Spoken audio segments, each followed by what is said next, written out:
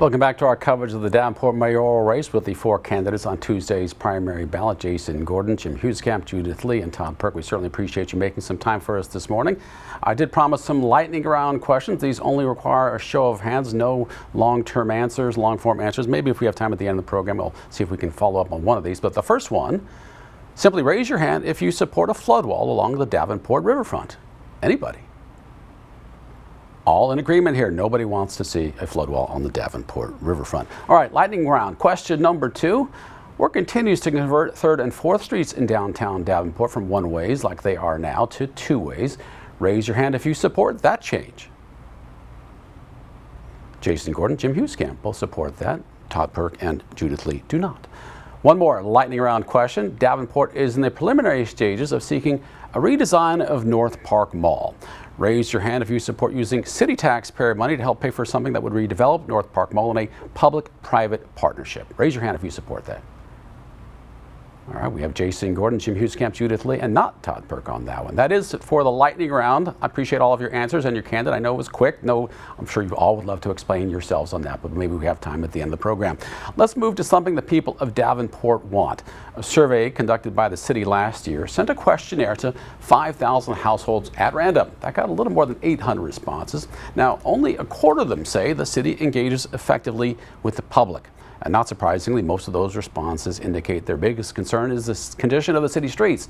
How would you improve the connection with the public and improve city streets? Jason Gordon, you do go first this time. Sure. I think the city has improved under Doug's leadership, and I know that was a priority of Doug Maxiner when he came as the new city administrator, is just improving the type of communications and the amount of communications that are taking place. So I feel like there's been improvement there, and I think the city needs to continue going down that path of consistent, transparent communication, whether that's through Facebook, text messages, whatever. We've got to find ways to communicate with people on a whole variety of different platforms, number one. And as mayor, I would continue that approach to communication and finding the best ways and the highest and best use of our platforms to be able to communicate with all types of our residents, depending on what their preferred platform to communicate is. And then in terms of streets, I think it's a simple, how much does the city want to spend and bond? And do we want to bond more? And that's a discussion I think that is squarely the council's decision to make. So it's a council priority. Do we want to spend more or not? Had to use the bell again, second time. Jim Hughescamp, how would you engage the people of Davenport and do something about the streets at the same time? Well, one of the great positive things that I have is that I'm retired now, so I have all my time to engage with the citizens of Davenport. That is a priority. It definitely needs to be done, and it has to be done at the highest level, which includes obviously the mayor position. In terms of the city streets, I've talked before about this. Just in general infrastructure, we've got to have polish out there on a place so that people literally want to be there, live there, work there, etc. So I would like to see a comprehensive plan from our engineers that basically says, okay, here's every single square inch of space in the city. So when, based on the equipment we have, based on the people we have, based on the money we have, when is that person's street going to be done, so that somebody could actually go in and find out exactly when they are due to be. It's just the transparent way to do it.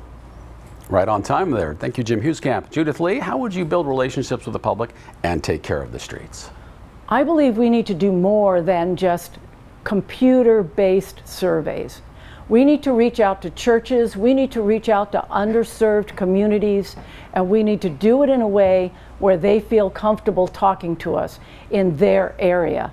So we need to develop a good communication strategy that is more than just computer-based or what you're mailed. Regarding streets, we have a process for determining a schedule for streets, but it's very opaque. Even when I was on council, I never knew what streets were going to be done.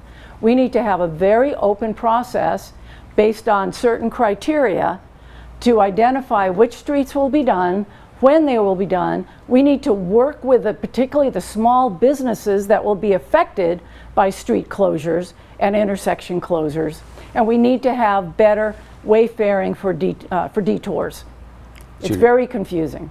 Fantastic. Judith Lee, thank you for the answer. The response. Todd Perk, you're last this time around, though. How would you engage with the public and improve the streets? When I am the mayor, I will be engaging the way that I do now. I'm just a regular guy that lives in the central city, and everybody knows me. They know me in the pools, they know me at the Y, they know me on the golf course, they know me in the bingo halls, they know me in the churches, they absolutely know me in the parks. They see me walking around. I'm going to talk to people. I can't tell you how many people have told me that I have to account to them, and I believe it.